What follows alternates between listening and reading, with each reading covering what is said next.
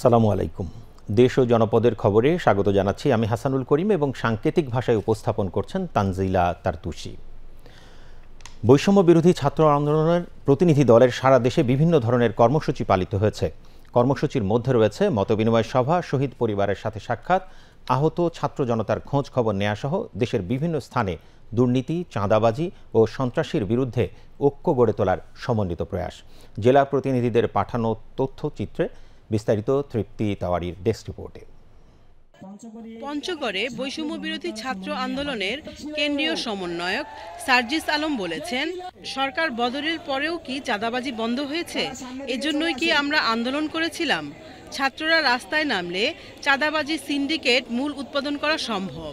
তিনি গতকাল পঞ্চগড় মকবুলার রহমান সরকারি কলেজের বটতলা চত্বরে বৈষম্য বিরোধী ছাত্র আন্দোলন পঞ্চগড়ের আয়োজনে গণ অভ্যুত্থানের প্রেরণায় শহীদ পরিবারের সঙ্গে সাক্ষাৎ এবং দুর্নীতি, সন্ত্রাস, চাঁদাবাজির বিরুদ্ধে ছাত্র নাগরিক মতবিনিময় সভায় এসব কথা বলেন।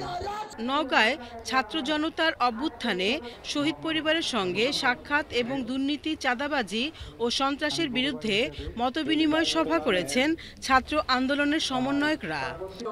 মাগুরায় গণ অভ্যুত্থানের প্রেরণায় শহীদ পরিবারের সাথে সাক্ষাৎ এবং দুর্নীতি, চাঁদাবাজি ও সন্ত্রাসের বিরুদ্ধে ছাত্র নাগরিক মতবিনিময় সভা অনুষ্ঠিত হয়েছে।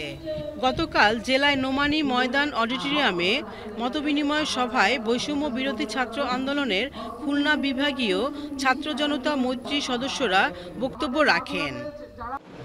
ঠাকুরগাঁয়ে বৈষম্য বিরোধী আন্দোলনে আহত শিক্ষার্থীদের সাথে কুশল বিনিময় করেছেন কেন্দ্রীয় বৈষম্য বিরোধী আন্দোলনের সমন্বয়কবৃন্দ। জেলা মুক্তিযোদ্ধা কমপ্লেক্সের সভাকক্ষে আয়োজিত অনুষ্ঠানে কেন্দ্রীয় সমন্বয়ক কমিটির সমন্বয়ক মোহাম্মদ সজীব হোসেন, সুভাষ, রেদওয়ান, রাকিব, মাসুদ সহ জেলার সমন্বয়কবৃন্দ উপস্থিত ছিলেন। আর যাতে ফ্যাসিস্ট সরকারের উৎপত্তি না হয় এজন্য ছাত্র জনতা ঐক্যবদ্ধভাবে কাজ করবে বলে জানিয়েছেন বৈষম্য বিরোধী ছাত্র আন্দোলনের কেন্দ্রীয় নেতৃবৃন্দ। নীলফামারী প্রেস ক্লাবে গতকাল সাংবাদিকদের সাথে মতবিনিময় সভায় তারা একথা জানান। লক্ষ্মীপুরে বৈষম্য বিরোধী ছাত্র আন্দোলনে নিহতদের পরিবারের সাথে মতবিনিময় সভা অনুষ্ঠিত হয়েছে। গতকাল জেলা শহরের লিল্লা জামে মসজিদ প্রাঙ্গণে জেলা বৈষম্য বিরোধী ছাত্র আন্দোলনের উদ্যোগে মতবিনিময় সভায় বক্তব্য রাখেন কেন্দ্রীয় সমন্বয়ক আব্দুল কাদের, সুমাইয়া আক্তার, হামজা মাহবুব সহ কেন্দ্রীয় সমন্বয়কবৃন্দ। তারা বলেন, বাংলার মাটিতে আর যেন কোনো মায়ের বুক খালি না হয়। এদিকে বগুড়ায় বৈষম্য বিরোধী ছাত্র আন্দোলনে শহীদ ছাত্র জনতার পরিবারের সদস্যদের সাথে এক মতবিনিময় সভা অনুষ্ঠিত হয়েছে। জেলা প্রশাসকের কার্যালয়ে বগুড়া জেলা প্রশাসনের পক্ষ থেকে আয়োজিত মতবিনিময় সভায় বগুড়ার জেলা প্রশাসক হোসনা আফরোজা শহীদ পরিবারের সদস্যদের খোঁজ খবর নেন। রাষ্ট্রীয় সম্পদ প্রিমিয়ার বিশ্ববিদ্যালয় আওয়ামী লীগ পরিবারের দখলমুক্ত করার জন্য চট্টগ্রাম প্রেস ক্লাবে সংবাদ সম্মেলন করেছে বৈষম্য বিরোধী ছাত্র আন্দোলনের শিক্ষার্থীরা। এ সময় লিখিত বক্তব্য পড়ে শোনান বিশ্ববিদ্যালয়ের ছাত্র বায়াতুল্লাহ ও মুশফিকুল হাসান। সংবাদ সম্মেলনে বলা হয়, সিটি কর্পোরেশনের মালিকাধীন এ প্রতিষ্ঠানটি দ্রুত সময়ের মধ্যে পরিচালনা পর্ষদ গঠন করে দুর্নীতির সাথে জড়িতদের বিরুদ্ধে ব্যবস্থা নেওয়া হবে। আহত ছাত্রদের দেখতে গত রাতে বরগুনা সদর হাসপাতালে পরিদর্শন করেছেন বৈষম্য বিরোধী ছাত্র আন্দোলনের বৃহত্তর বরিশাল জোনের বিভাগীয় ছাত্র জনতা ও মৈত্রী সফরের প্রতিনিধিবৃন্দ।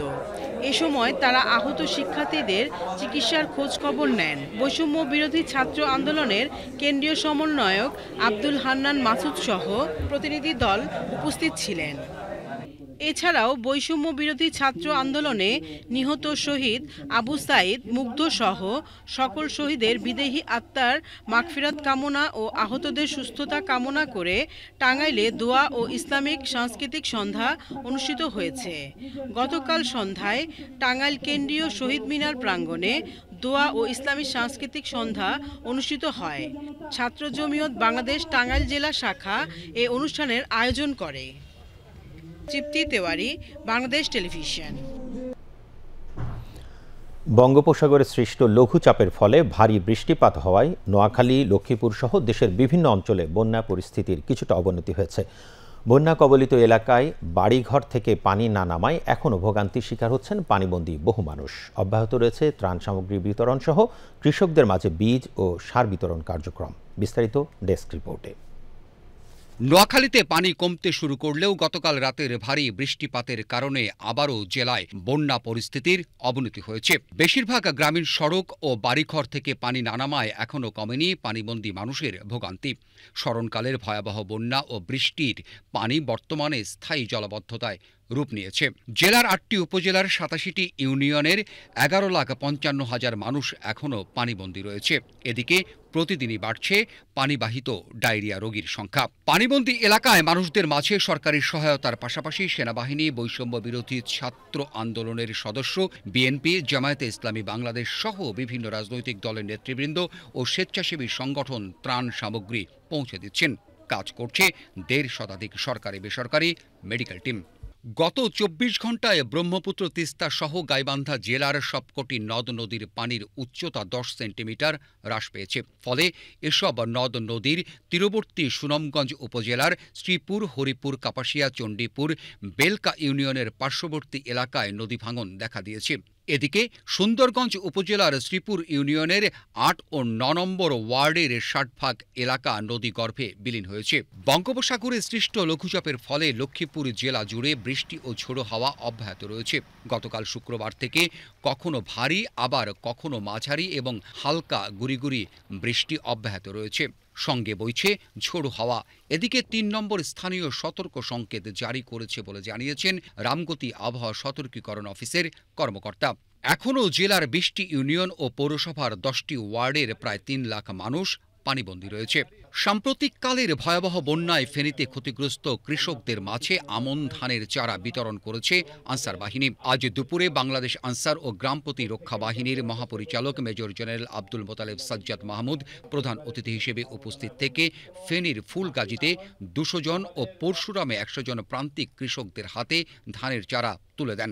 ব্রাহ্মণবাড়িয়ার কসবায় সাম্প্রতিক বন্যায় সার পেলেন ক্ষতিগ্রস্ত কৃষানীরা। গতকাল উপজেলা পরিষদ চত্বরে উপজেলা কৃষি সম্প্রসারণ অধিদপ্তরের উদ্যোগে উপজেলার ১০টি ইউনিয়ন ও একটি পৌরসভার ৬,০০০ কৃষাণীর মাঝে এ সকল সার বিতরণ করা হয়। এদের মধ্যে বন্যায় সবচেয়ে বেশি ক্ষতিগ্রস্ত বাইক ইউনিয়নের ৪,০০০ এবং অন্যান্য ইউনিয়নের ২,০০০ কৃষাণীরা এই সার পেয়েছেন।